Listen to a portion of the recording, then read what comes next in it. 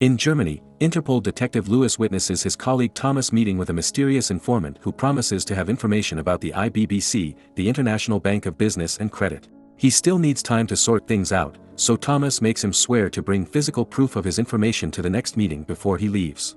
On his way out, he calls Assistant District Attorney Eleanor to tell her what little information he has, and as he is about to cross the street, he suddenly grabs his arm, vomits, and falls unconscious to the ground. As soon as Lewis realizes this, he runs to Thomas to check on him, but ends up being hit by a car and also falls unconscious.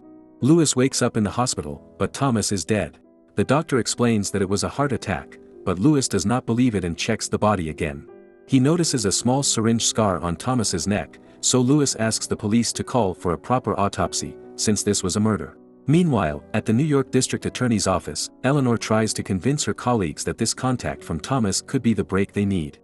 Her conversation is interrupted by a phone call from Lewis, who informs her of Thomas's death, so Eleanor must fly to Berlin immediately. Some time later, Eleanor and Lewis meet with the federal police.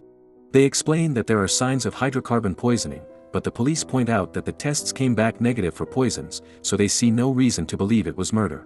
Eleanor and Lewis have no choice but to confess that they have been investigating the IBBC for 2 years, ever since they received information indicating that this bank has become the bank of choice for such things as money laundering, terrorism, and arms dealing. The informant Thomas met, whose identity they do not yet know, may also be dead or missing, as they have not been able to contact him for 12 hours. The cops explain that without hard evidence, they can do nothing. They also remind Lewis to be careful about his actions because of his past. When they return to the hotel, Eleanor wants to know what Lewis has done in the past to warrant such a warning, but Lewis refuses to explain. In a Berlin museum, IBBC executive Wexler meets with the consultant to inform him of an event. Italian candidate and arms manufacturer Calvini has cancelled his deal with the bank, leaving the consultant to deal with him. Some time later, Lewis checks the news and discovers that IBBC's senior vice president of acquisitions, Clement, has died in a mysterious car accident. The next morning at Interpol headquarters in France, Lewis's superior, Victor, finds him during a search. Lewis is sure that Clement was Thomas's informant and that he was killed for ratting, because the times given on the gendarmerie report of the accident do not match the statement of Jonas, the president of the IBBC. Lewis wants to go to Luxembourg to talk to Jonas and accuse him of the lie. He goes to the IBBC offices, where he sees Jonas with Wexler, but is ignored by them. Instead, Lewis is met by White, the bank's legal counsel, and the commissioner of the gendarmerie. Lewis explains the reason for his visit, pointing out the difference in timing between the report and Jonas's statement. The commissioner quickly tells him that it was a simple typo by his staff. Lewis has no choice but to leave, and on his way out, he receives a call from Eleanor informing him that the full toxicology analysis performed on Thomas's body is inconclusive. The cyanide levels in his blood are not high enough to be considered poisoning. This makes Lewis so paranoid that when someone accidentally bumps into him, he turns around and grabs them violently, thinking they are trying to poison him too. But it was just a random bank customer. Later in the evening, Eleanor keeps calling Clement's wife to see if she knows anything. The poor woman does not want to be bothered anymore, but Eleanor points out that her husband was probably murdered and not an accident, so she gives her a phone number in case she remembers anything. A few seconds later, Eleanor receives a message from Clement's wife, who tells her that she did not know her husband was meeting with Interpol, but that he was in contact with Calvini about the illegal weapons issue. Meanwhile, Lewis shows up at Victor's house to tell him how the bank paid the gendarmerie to change the report. Lewis grabs Victor's phone and smashes it, finding a hidden bug in it. Victor agrees to walk the dog to talk outside, and Lewis explains that he found bugs in his house as well, and so did Eleanor. Victor wants to warn their superiors, but Lewis stops him, explaining that if they raise the alarm, they will lose the opportunity to capture these men in secret. Lewis shows him a photo of Clement standing with Calvini and explains what Eleanor has discovered so far, so Victor gives him permission to travel to Milan. A sniper fires a special bullet, which he puts in a box and sends to Italy, where it is picked up by police captain Barillo. A few days later, Lewis and Eleanor arrive in Milan and meet Inspector Cerruti, who is in charge of monitoring Calvini's last political rally. When Lewis and Eleanor finally manage to meet with Calvini, he explains that Jonas is trying to make the IBBC the exclusive middleman for Chinese small arms for the Third World, and the missile deal they were trying to get from Calvini is the gateway transaction. Lewis is not sure how much profit the bank is making, so Calvini explains that it is not about profit, it is about control. This is the essence of the banking industry: if you control the debt, you control everything, including the nations themselves. During the rally, a sniper hides in a hotel across the street, and when his stopwatch reads 1 minute, he shoots Calvini, but the shot misses. A second shot kills Calvini, but the bullet is not from the same sniper. As the crowd begins to panic, Barillo takes his men into the hotel, already knowing where the sniper is and pretending to have seen him at the window. The cops find the sniper trying to escape and shoot him on the spot, then Barillo throws the bullet he got in the mail to make it look like this guy really killed Calvini. Lewis notices that the cops are entering the hotel and enters as well, finding the consultant running out the back door, so he follows him into the street with Eleanor and Cerruti behind him. Once outside, they do not see the consultant anywhere, but Eleanor approaches a car with someone inside. It is indeed the advisor, who hits her with the car before driving away. Eleanor is okay, so Cerruti agrees to stay with her and gives his gun to Lewis to chase the criminal. Lewis follows the car and catches up with it as it stops at a red light, but by the time he gets close, the counselor has already abandoned the vehicle. Meanwhile, Jonas is trying to negotiate another arms sale with a general working for the RFF when the secretary interrupts to say he is needed elsewhere. White and Wexler inform Jonas of Calvini's death and say that they should wait until the authorities have sorted out the matter to talk to Calvini's sons about the missile deal, but Jonas disagrees.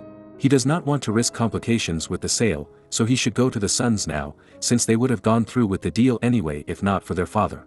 In the evening, Cerruti tells Eleanor and Lewis about the clues they have found so far. The dead sniper was a member of the Red Brigades, and the man they followed was driving a stolen car. Lewis does not believe it and thinks the man was set up, so he convinces Cerruti to let him and Eleanor take a look at the crime scene. Lewis looks through the holes and notices that one shot came from the room where they found and killed the sniper, but the other came from the roof of the hotel. Eleanor points out a problem: 2 shell casings were found in the room. Lewis does not know what to do until he finds a puddle and gets a special team to remove the water with a special machine, finding a footprint. When they return to the office, Lewis shows Eleanor and Cerruti that he has a photo of the same print from the crime scene where a former IMF executive director was killed last year.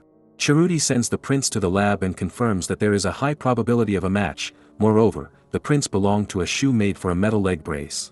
Later, at the airport, Eleanor sees the metal detector and realizes that if the second sniper left the country, the security cameras should have caught him removing the metal leg brace to pass inspection. Cerruti gains access to the records, but the advisor is hard to see because he knows where the cameras are and always keeps his face turned away.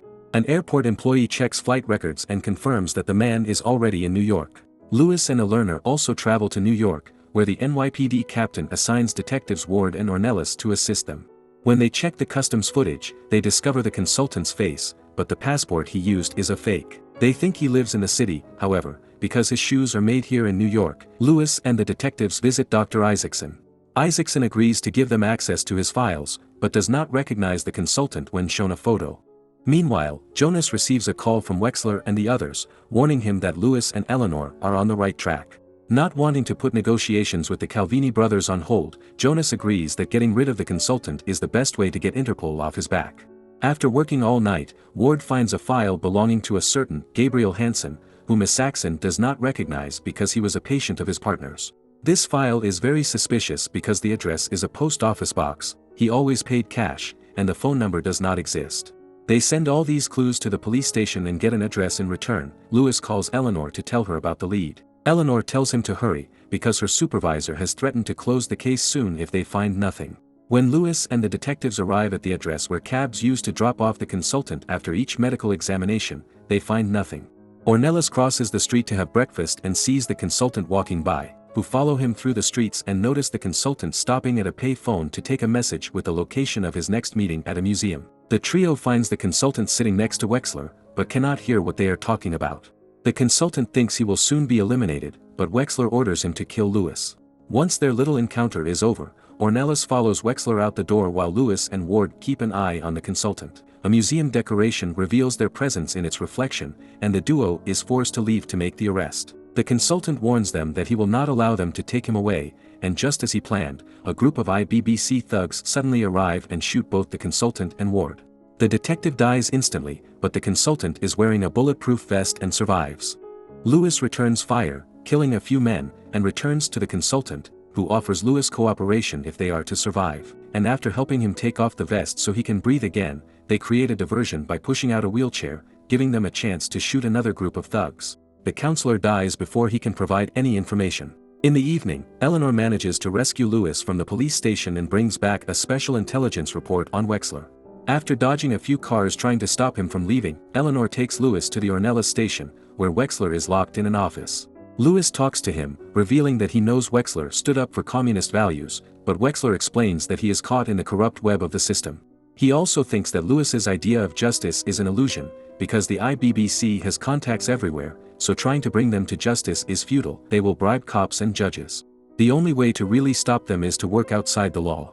Realizing that Wexler also wants revenge, Lewis tells Eleanor to drop the case before they get to her too. He will deal with these criminals from the shadows and wants Eleanor to tell everyone that he escaped from custody, which will be easily believed because of his past. In Italy, the Calvini brothers cancel their meeting with the IBBC after Lewis reveals that the bank killed their father. White and his team are thrown out of the offices, and White calls Jonas to inform him of the incident, but he does not return to the city. Wexler points out that they could sell their old defective missiles to Sune, the man who sells to the Israeli government, and shut him up for a good sum of money. Jonas approves the plan, and Wexler arranges a meeting with Sune before calling Lewis to give him the details. While Jonas waits for Sune in an Istanbul cemetery, Wexler pretends to go to the bathroom and secretly meets with Lewis to give him a tape recorder with a radio connected to a hidden bug that Wexler has planted on Jonas's jacket. Lewis must record the part where Jonas tells Sune about the faulty missiles and then send it to all IBBC customers so they know it is a scam. This way they will all cancel their orders and the bank will collapse. When Sune arrives, Jonas asks him to go with him to the catacombs to talk privately. Lewis has been watching them from a safe distance, but as the men descend into the tunnels, the signal begins to fail, so Lewis must follow them while Wexler waits outside as a man approaches him. Lewis manages to hide behind the columns for a while and hears the men discussing the delivery of weapons. However, before they even start talking about the faulty missiles, Lewis is kicked out without being able to record the most important part. By the time Jonas and Sune leave, they have finished their meeting in separate. Jonas approaches Wexler only to find him dead, so instead of leaving in his car, he decides to go out into the street and hide in the crowd. Lewis also approaches Wexler and, after taking the gun he had hidden in his clothes, chases Jonas, who sees Lewis coming and tries to escape by running across rooftops. When Jonas comes to a dead end, he tells Lewis that killing him is pointless because someone else will take his place and the IBBC will continue to function, which makes Lewis hesitate. An assassin hired by the Calvini brothers shows up and kills Jonas, thanking Lewis for making his job easier. Lewis is stunned, not knowing what to do now that his investigation has led nowhere. Just as Jonas predicted, another man takes his place and the IBBC continues to grow. But their aggressive tactics and incredible growth become too suspicious even for the government, so the U.S. Senate finally allows Eleanor to go all the way with a full investigation. Subscribe for more videos like this, turn on notifications, and leave a like to help the channel grow. Thanks for watching.